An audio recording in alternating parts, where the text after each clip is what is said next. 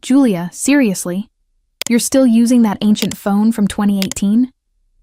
My brother Harrison laughed, holding up his brand new iPhone as we gathered around the Christmas tree in my parents' living room in Portland, Oregon. Look at this thing. It's practically a fossil. My name is Julia Thompson. I'm 28 years old, and for as long as I can remember, I've been the family disappointment. While my siblings splurged on designer clothes, luxury gadgets, and expensive dinners, I clipped coupons, shopped at thrift stores, and lived in a tiny studio apartment on the outskirts of town. What my family didn't understand was that every dollar I saved was a dollar invested in something bigger than they could imagine. It still makes calls and sends texts, I replied calmly, tucking my old phone back into my secondhand purse. That's all I need. My sister Brenda rolled her eyes dramatically, adjusting her new Cartier watch. Julia, you're 28 years old and you dress like you're shopping in our grandmother's closet. Don't you want nice things? The room fell into that familiar pattern of judgment I had grown accustomed to over the years. My mother, Margaret, sighed deeply while arranging expensive ornaments on the tree. Honestly, Julia, it's embarrassing sometimes. When people ask about my daughters, Brenda works in marketing for a prestigious firm and drives a BMW. And then there's you with your part-time jobs and extreme couponing.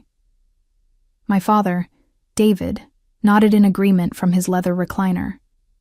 We raised you better than this, sweetheart. There's being financially responsible, and then there's whatever this is. You act like you're living through the Great Depression. Harrison smirked as he scrolled through his expensive tablet.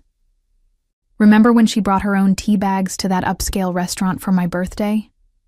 The waiter didn't know what to do with himself. The laughter that followed felt like tiny needles pricking my skin, but I had learned to endure it. What they couldn't see was the purpose behind every sacrifice, every moment of ridicule I endured, while they lived paycheck to paycheck despite their impressive salaries.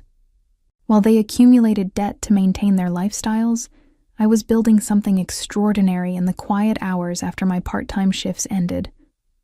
I'm doing just fine, I said softly, watching as Harrison's girlfriend Kelly joined in the mockery by showing off her designer shoes that cost more than my monthly grocery budget. Little did they know that in just a few minutes, Harrison would accidentally stumble upon information that would flip their entire world upside down. The phone they mocked was about to reveal a secret that would transform their laughter into desperate pleas, and their condescension into shocked silence. The mockery continued as we moved to the dining room for dinner. Brenda made a show of photographing her expensive meal for social media while commenting on how I had brought my own bottled water instead of buying the sparkling water my mother served.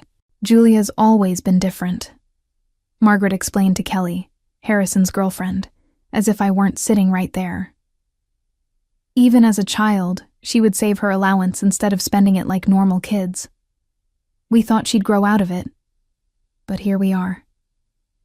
I picked at my dinner, remembering the countless nights I had worked on my project instead of socializing.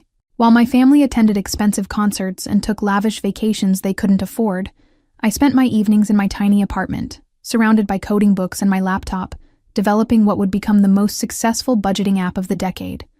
The worst part is that she has a computer science degree, David added, cutting his prime rib. She could get a real job at a tech company, but instead, she works part-time at that bookstore and does freelance work. It's like she's wasting her potential. What they didn't know was that my freelance work was actually the development and maintenance of FrugalSmart, an app I had created that helped millions of people manage their finances better. The irony wasn't lost on me that my family, who desperately needed financial management, had no idea their embarrassing daughter had created the very solution to their problems. Harrison pulled out his phone to show Kelly photos from his recent ski trip to Aspen. This cost me $8,000, but you only live once, right? He glanced at me with pity. Julia probably thinks I'm crazy for spending that much on a vacation. I think you should spend your money however makes you happy, I replied honestly. What I didn't add was that his $8,000 vacation was less than what I earned in passive income each day from my app. Kelly looked at me curiously. What kind of freelance work do you do, Julia? App development, I said simply, not wanting to elaborate. The truth was too complex and too unbelievable for this crowd. Oh, like making little games? Brenda asked dismissively. That's cute. Margaret shook her head sadly. We keep hoping she'll meet a nice man with a stable career who can take care of her properly. Someone who can show her what it's like to live a little. The conversation continued around me, each comment adding to the mountain of assumptions they had built about my life. They saw my thrift store clothes and secondhand furniture and concluded I was struggling. They saw my modest lifestyle and assumed I was failing. What they couldn't see was the empire I had built from my laptop, one line of code at a time. After dinner, we gathered in the living room to exchange gifts. I watched as my family opened expensive presents they had bought for each other on credit cards they were still paying off from previous year's celebrations. My gifts, while thoughtful, were modest by comparison. Homemade cookies, a book I had found at an estate sale, and a scarf I had knitted myself. These cookies are actually really good, Harrison admitted, taking a third one. Did you use that ancient oven in your apartment? The same one, I nodded, amused by how he couldn't conceive that someone might choose to live simply rather than be forced to by circumstances. As the evening wound down, Harrison excused himself to use the bathroom. My phone, which I had left charging on the kitchen counter, buzzed with notifications. Without thinking, Harrison picked it up, probably intending to hand it to me, but the screen lit up with my banking app still open from earlier, when I had checked my account balance. I watched from the living room as his face went through a series of expressions: confusion, disbelief, and then complete shock. He stared at the screen for a long moment, his mouth slightly open, before looking toward the living room where I sat. "Julia," he called out, his voice strangely hollow. "Can you come here for a second?" The tone of his voice made everyone in the living room look up. Margaret and David exchanged glances, probably expecting Harrison to share another story about my frugal habits. Brenda continued scrolling through her phone, and Kelly looked mildly curious. I walked into the kitchen, already knowing what Harrison had seen. My banking app displayed my current account balance, $12,347,892.73. Below that were notifications about my daily earnings from Frugal Smart, my investment portfolio updates, and transfer confirmations from my business accounts. "Is this real?" Harrison whispered, holding up my phone with trembling hands. "This can't be real." I took my phone from him calmly. "What are you talking about?" "The money, Julia. There are $12 million in your account. 12 million. His voice cracked slightly. "How is that possible?" The living room had gone completely quiet. I could feel everyone's attention turning toward the kitchen, sensing that something significant was happening, but not yet understanding what. Harrison's face had gone pale. "All this time, we thought you were struggling, that you were too proud to ask for help, that you needed us to worry about you. But you're rich. You're actually rich." The moment hung in the air like a soap bubble about to burst. I could hear my mother's sharp intake of breath from the living room, could sense the shift in the atmosphere as Harrison's words sank in. This was the moment everything would change. The moment my carefully maintained secret would explode their preconceptions and reveal the truth they never bothered to discover. "What did you just say?" Margaret's voice cut through the silence as she appeared in the kitchen doorway, David and Brenda close behind her. The color had drained from her face as she looked between Harrison and me. Harrison held up my phone again, his hands still shaking. "Mom, Dad, you need to see this. Julia has $12 million. $12 million. The kitchen erupted into chaos. Brenda pushed past everyone to grab my phone, her eyes widening as she saw the account balance. "This has to be fake. There's no way." "Julia, is this some kind of joke app?" "Give me that," David demanded, snatching the phone from Brenda's hands. His reading glasses slipped down his nose as he studied the screen. "These numbers, These can't be real. I stood calmly in the center of the storm, watching as my family processed information that contradicted everything they believed about me.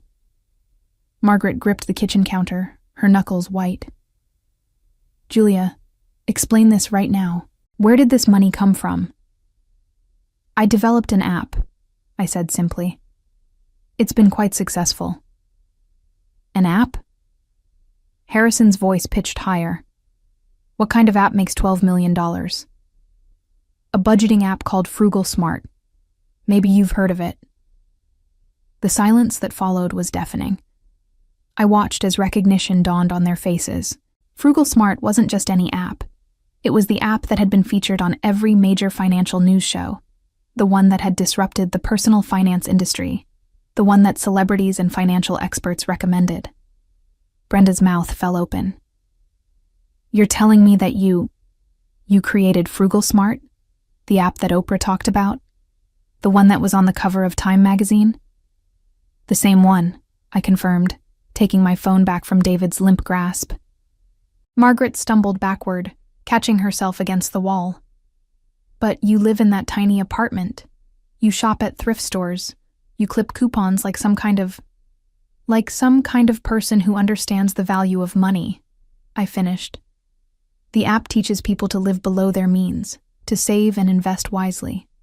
I practice what I preach.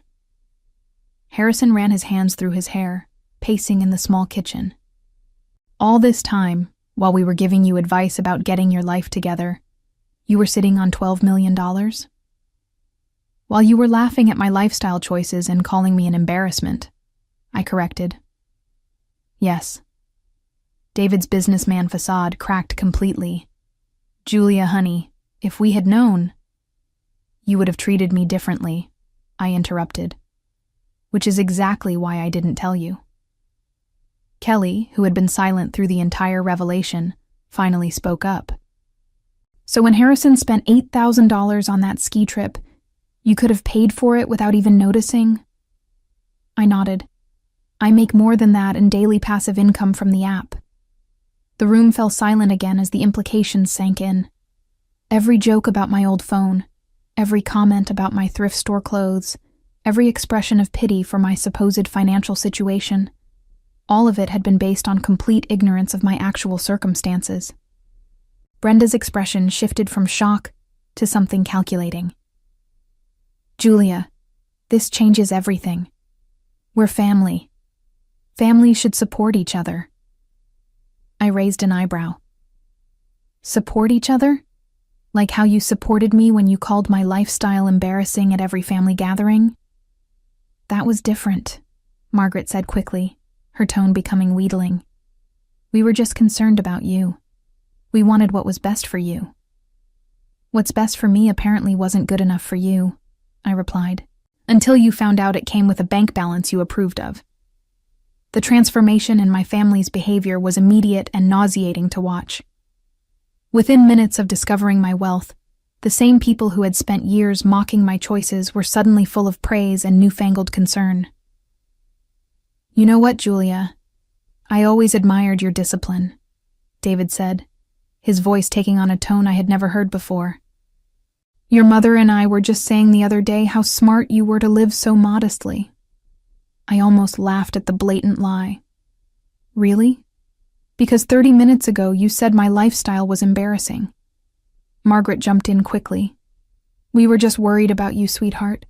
We thought you were struggling and we didn't know how to help without hurting your pride. My pride? I repeated incredulously. You thought calling me an embarrassment in front of strangers was protecting my pride? Harrison, who had been suspiciously quiet, suddenly perked up. Julia, I've actually been working on this amazing business idea. It's a social media platform for extreme sports enthusiasts. I just need some startup capital, maybe $2 or $3 million to get it off the ground. There it was. Less than 10 minutes after discovering my wealth, and the requests were already starting, Brenda chimed in eagerly. And I've been looking at this amazing condo downtown. It's only $1.5 million, which is nothing for you now. I could pay you back gradually. Pay me back with what money? I asked. Last I heard, you were maxed out on your credit cards. Her face flushed. That's exactly why I need this opportunity. The condo would be an investment. Property values are only going up. Kelly, emboldened by the conversation, stepped forward. Julia, I don't know if Harrison mentioned it, but we've been talking about getting married. A small wedding would be nice. Maybe something in Tuscany. I've seen venues there for around $300,000. You want me to pay for your wedding? I asked, turning to look at Harrison. The same brother who just 20 minutes ago was making fun of my phone? Harrison had the grace to look slightly ashamed. Look, I'm sorry about that. I didn't understand what you were doing. But now that I do, we should support each other's dreams, right? Margaret nodded enthusiastically. Family money should be family money. That's how these things work. You can't just keep it all to yourself. The audacity was breathtaking. I looked around at these people who had spent years making me feel small and inadequate, who had pitied me and patronized me, and who were now standing in my parents' kitchen with their hands out like I owed them something. Let me understand this correctly, I said slowly. Yesterday, my lifestyle was so embarrassing that you apologized to strangers for my behavior. Today, you want me to fund your dreams with the money I earned from that same embarrassing lifestyle. David stepped forward with his most paternal expression. Julia, we're your family. Everything we have, we share. That's what family means. Everything you have? I laughed. What exactly are you offering to share with me? Your debt? Your financial stress? Your inability to live within your means? That's not fair, Brenda protested. We work hard for our money. And I didn't work hard for mine? I asked. You think $12 million just appeared in my account by magic? You think I built a successful company by accident while you all assumed I was failing? The kitchen had become a battlefield, with my family on one side demanding access to wealth they had just discovered, and me on the other side, finally seeing them clearly for who they really were. The confrontation reached a boiling point when my extended family arrived. Word had apparently spread quickly through our family network, because within an hour, my parents' house was full of relatives I hadn't seen in months, all suddenly very interested in my well-being. Uncle Robert, who had always treated me like the family failure, was now patting me on the back and calling me kiddo, like we had always been close. Julia, I've got this fantastic investment opportunity in renewable energy. It's a sure thing, and I know you'd want to get in on the ground floor. Cousin Patricia, who had made snide comments about my thrift store wardrobe at the last family reunion, was now gushing about how authentic and grounded I was. I've always said you were the smartest one in the family. I have this online boutique that just needs a little capital injection to really take off. My grandmother, who had arrived in what must have been record time, sat me down on the couch and took my hands in hers. Julia, dear, I'm so proud of you. I always knew you were special. Now, your grandfather and I have been struggling a bit with the medical bills, and I was wondering... I stood up abruptly, unable to listen to another word. The living room was packed with family members, all with their own sob stories and business plans, all suddenly treating me like the golden child they had never seen me as before. Enough, I said loudly, cutting through the chatter. All of you, just stop. The room fell silent, all eyes on me. 6 months ago, at Brenda's birthday party, half of you made jokes about my poverty mindset. Uncle Robert, you told people I was wasting my computer science degree. Patricia, you asked Mom if I needed help buying real clothes. Grandma, you suggested I was too stubborn to accept help from the family. I looked around the room at their suddenly uncomfortable faces. Not one of you bothered to ask what I was actually doing with my life. Not one of you considered that maybe, just maybe, I knew what I was doing. You all assumed that, because I didn't live the way you thought I should, I must be failing. Margaret tried to interrupt. Julia, honey, I'm not finished, I said firmly. Now, in the span of 2 hours, you've asked me for $17 million collectively. Harrison wants money for a business he hasn't even researched properly. Brenda wants a condo she can't afford. Kelly wants a wedding in Italy for a relationship that's 6 months old. Uncle Robert wants to invest in renewable energy despite knowing nothing about the industry. Patricia thinks I should fund her boutique that's already failing. The silence was deafening. Here's what's really interesting, I continued. Not one of you has apologized for years of treating me like I was an embarrassment to the family. Not one of you has acknowledged that your judgment was completely wrong. Instead, you've decided that now that I have money, I owe it to you. David stood up, his face red with frustration. Julia, we're your family. We love you. We've always loved you. I started laughing. I couldn't help it. The absurdity of the situation, the complete lack of self-awareness, the shameless entitlement. It was all so ridiculous that laughter was the only appropriate response. You love my money, I said between laughs. Yesterday you were embarrassed by me. Today you love me. The only thing that changed was a number in my bank account. Harrison stepped forward, desperation creeping into his voice. Julia, come on. We can work this out. We're sorry if we hurt your feelings. But we're family. This is what families do for each other. My laughter stopped abruptly. No, Harrison. This is what you want families to do for you. I looked around the crowded living room, at faces that had transformed from mockery to greed in the span of 2 hours. The same people who had spent years making me feel small and inadequate were now staring at me with naked desperation, their hands metaphorically extended, waiting for me to solve problems they had created through their own financial irresponsibility. You know what the funniest part is? I said, my voice cutting through the tense silence. Every single one of you needs my help because you've made terrible financial decisions.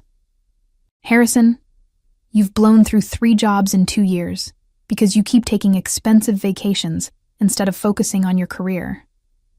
Brenda, you're drowning in credit card debt because you buy designer clothes to post on Instagram. Mom and Dad, you're approaching retirement with almost nothing saved because you've spent decades trying to keep up with your neighbors. I watched their faces as the truth hit home. I created an app that teaches people to avoid exactly the mistakes you've all made. And instead of learning from it, instead of asking for advice, you mocked me for living the lifestyle that made my success possible.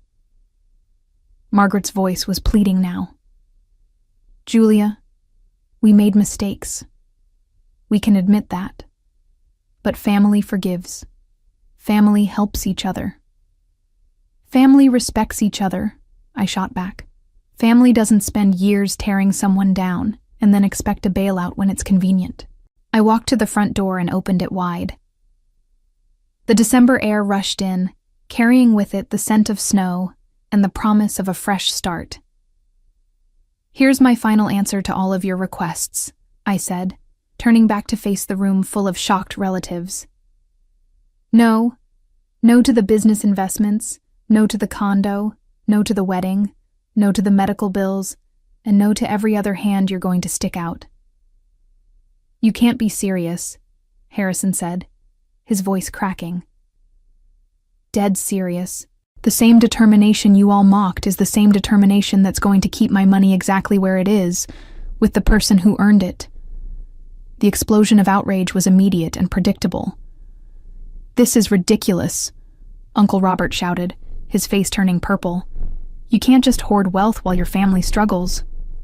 Watch me, I replied calmly. Brenda burst into tears, though I suspected they were more manipulative than genuine. Julia, I'm your sister. How can you just abandon me? The same way you abandoned me every time someone asked about your embarrassing sister, I answered. Harrison made one last desperate attempt. Julia, if you do this, you'll regret it. Family is all we have.